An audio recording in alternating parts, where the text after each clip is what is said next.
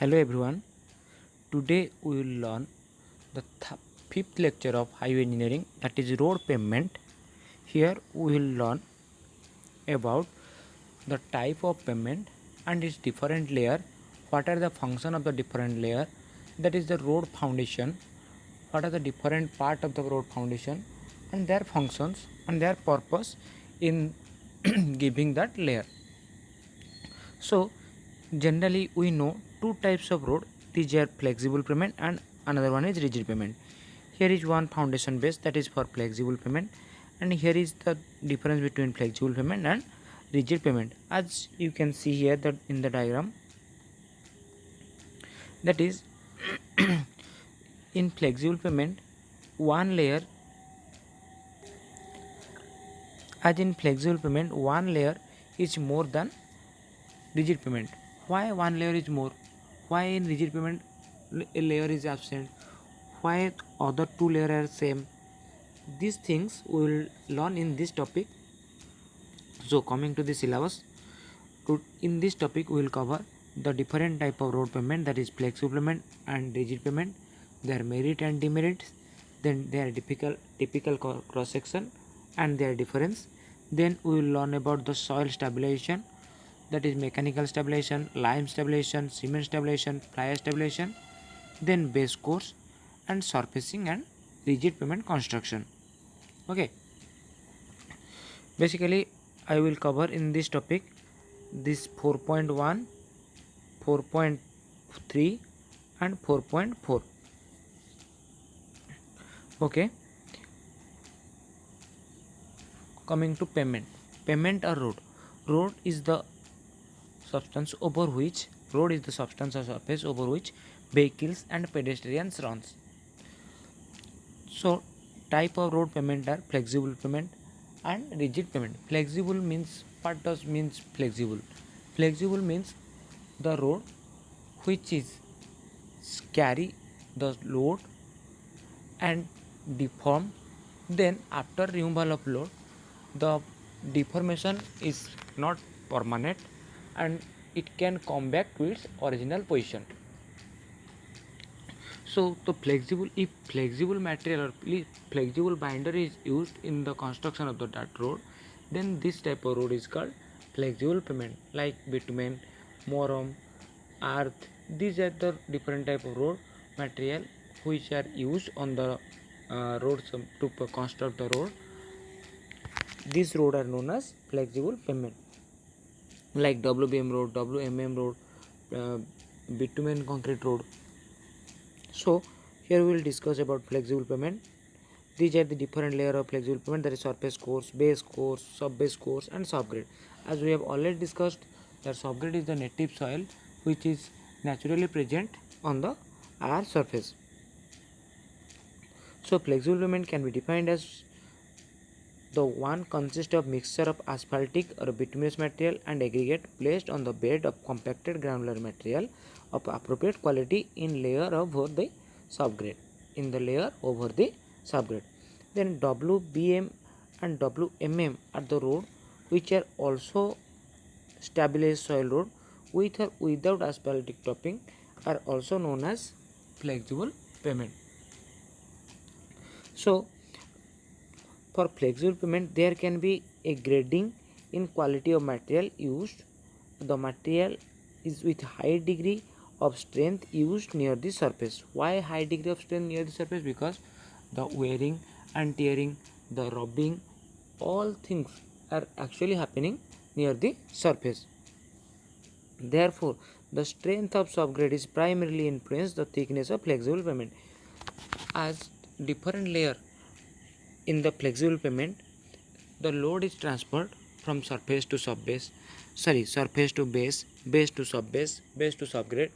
Then this load transfer mechanism will transfer all the load to the ground below, that is the subgrade.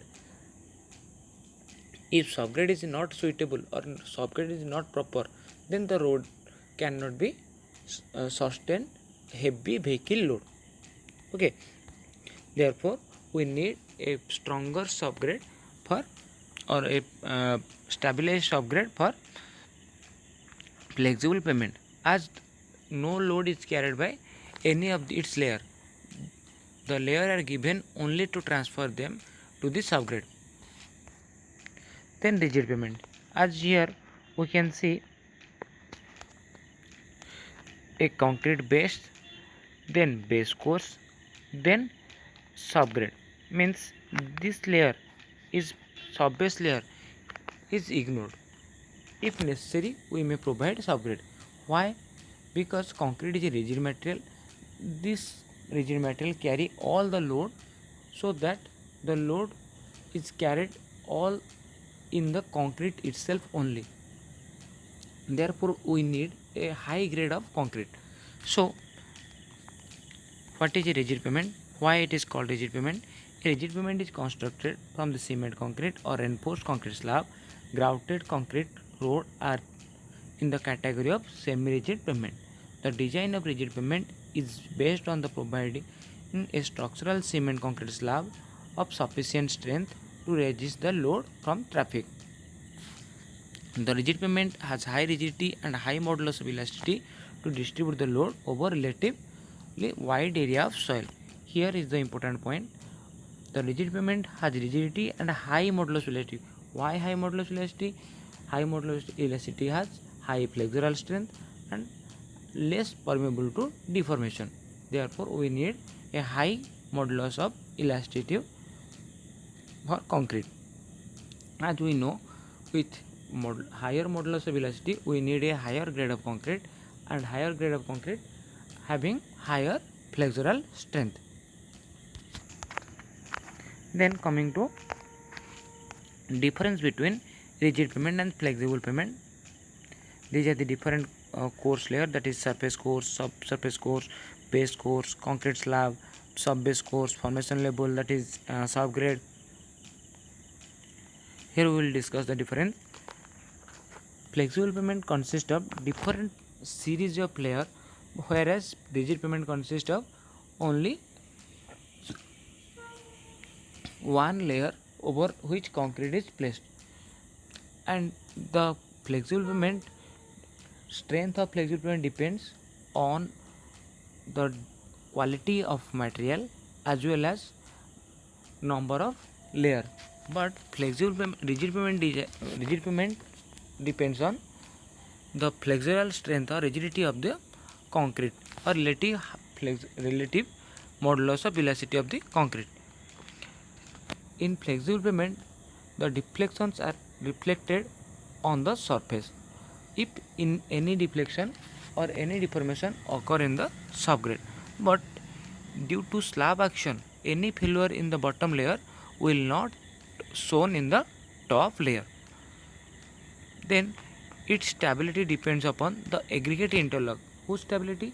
Flexible pavement stability depends upon the aggregate interlock, whereas the structural strength of rigid pavement provided by the pavement slab itself only by beam action. Then coming to next point, the pavement design in case of flexible pavement is influenced by subgrade strength. Based on its subgrade strength, number of layer is decided in case of flexible pavement, whereas the flexural strength is the only strength which design the rigid pavement. Then the function, flexible pavement is a function by a way of load distribution through the component of layer. Number of layer provided in the flexible pavement depend on the how much load is coming on the surface. It in case of rigid pavement, distribution of load over a wide area of subgrade become of its rigidity and high modulus of elasticity. Then temperature variation is not affected in case of flexible pavement, whereas temperature effect is affect the rigid pavement. Then flexible pavement have self-healing properties, whereas rigid pavement does not have self-healing properties. The self-healing properties means deformation resistance. As I have already earlier discussed, that deformation resistance is more in flexible pavement than rigid pavement, because deformation is elastic in case of flexible pavement, whereas deformation is plastic in case of rigid pavement. Discussing another time in short, the first or main difference is it consists of number of layer, and rigid pavement consists of less number of layer.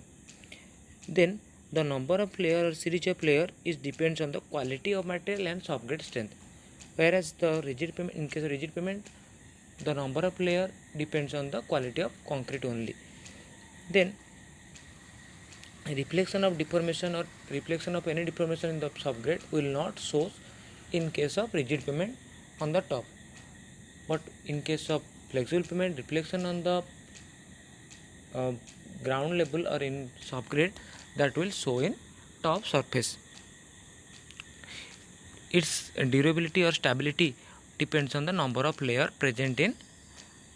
uh, present in the pavement in case of flexible pavement, whereas in rigid pavement it is depend on the slab action of the uh, concrete road. Pavement design greatly influenced by subgrade strength in case of flexible pavement, whereas in rigid pavement flexural strength of the concrete is major factor. Then function of load distribution, that is in component layer, whereas distribution of load is in concrete pavement is by slab action. Temperature variation is negligible in case of flexible pavement, whereas temperature variation is affects seriously to the rigid pavement. Then advantage of flexible pavement over rigid pavement and disadvantage of flexible pavement. What are the advantage of flexible pavement? These are the disadvantage of rigid pavement. What are the disadvantage of rigid pavement? These are the advantage of flexible pavement. It provides low cost type construction, means first term is low cost. Then construction process consists of a series of simple steps. Then wider resistance to temperature. Repair work can be carried out easily. Thickness can be increased easily. So thickness depends on load carrying capacity and number of layer. Then disadvantages of flexible pavement. Maintenance is costly. Lifespan is decreased with repeated prolonged use, and the problem of weakening of edge may arises. If we properly not provided with solder, then problem may arises. Then coming to next, advantage of rigid pavement. Rigid pavement have low maintenance and operation cost. Lifespan is up to 40 years. High flexural strength as a higher grade of concrete used. Good resistance to petroleum product, oil and chemical. More environment friendly and flexible pavement. Than why environment friendly? Because we need to burn the pitchu or the bitumen to prepare binder. Then disadvantage of rigid pavement over flexible pavement is that higher initial cost, maintenance is difficult as in case of flexible pavement, require at least 28 days to gain its strength and require 28 day curing, and any successive deformation occurring due to heavier wheel load are not recoverable in case of rigid pavement. Then coming to next, these are the typical cross section of rigid pavement and flexible pavement. Then different layer of the flexible pavement, that is soft grade, soft base course, binder course, surface course. In this surface course we have prime coat, seal coat, tack coat. This function of all these coats are described here.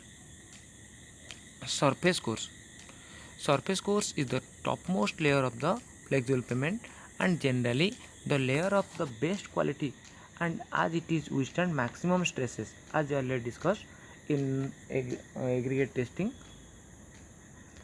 Wear and tear, it is primarily designed to resist imposed load as well as to prevent ingress of water. Ingress of water means percolation of water to the underlying layer and to ensure skid resistance and riding surface. Then coming to binder course. Binder course means it is the intermediate course between surface course and base course. Here is the surface course and here is the base course. Here is a layer like adhesive layer. This course is known as binder course. For example, here is the bitumen, here is the fly ash mixed wet mix macadam, and here is the binder which will bind the bitumen cores and subbase cores. This course is known as binder course. This course is provided to transmit the load from the surface course to the base course. Then coming to base course act as a medium to transmit imposed load or imposed stresses to a wider underlying area, that is subbase course. Then coming to subbase course is the beneath layer of the base course that provide additional structural support to the base course and boost up the surface drainage as well as transfer the load to the subgrade. Then coming to subgrade is the lowermost and final layer of the flexible pavement and usually consists of compacted layer of natural soil. It is the primary function to bear up all imposed stresses and from the upper layer and transmit it to the larger land below it. Then coming to seal coat, tack coat and prime coat. These all three coat are in surface coat.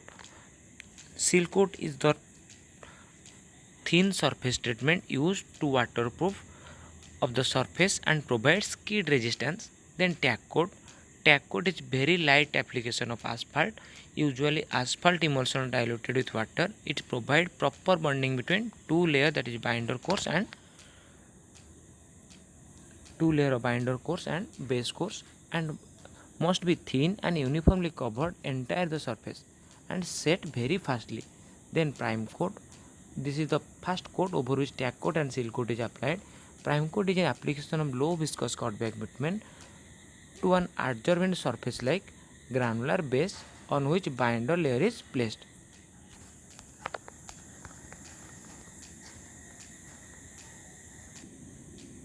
Then coming to stabilization. What is stabilization? Stabilization means strengthening the subgrade. If the subgrade does not have sufficient strength, to carry or to distribute the load coming from the upper layer, then we have to stabilize it. That known as stabilization, means giving reinforcement to this subgrade so that it can carry all the load coming over it. Soil stabilization very common process for almost all the road project. Broadly, all type of soil stabilization classified into two group: mechanical and chemical stabilization. Mechanical stabilization is done by machinery and chemical stabilization is done by any additive material or chemical material. Then compaction objective are to increase the shear strength of the soil, to increase the stiffness of the soil and to reduce the voids. These are the objective of compaction. These are some compactors like smooth wheel roller, grid roller and sheep foot roller, vibrating roller, pneumatic tire roller, power hammer roller. Then coming to method of checking camber on road. There are two methods of checking camber on road. One is auto level method, another is straight edge method. Here is the auto level method. One follower will keep at the middle of the road of the staff and leader will take the reading at the middle and at the edge. Then difference in the level will determine the height of the camber. Then we will calculate percentage of camber. Here is the straight edge and this calculating what is the height of the road at the center and what is the height of the road at the edge. Generally height of the road at the center taken as 0 and height of the edge is taken as something what is the actual value. Then the difference in the result will give the difference in level difference and then we will calculate the camber.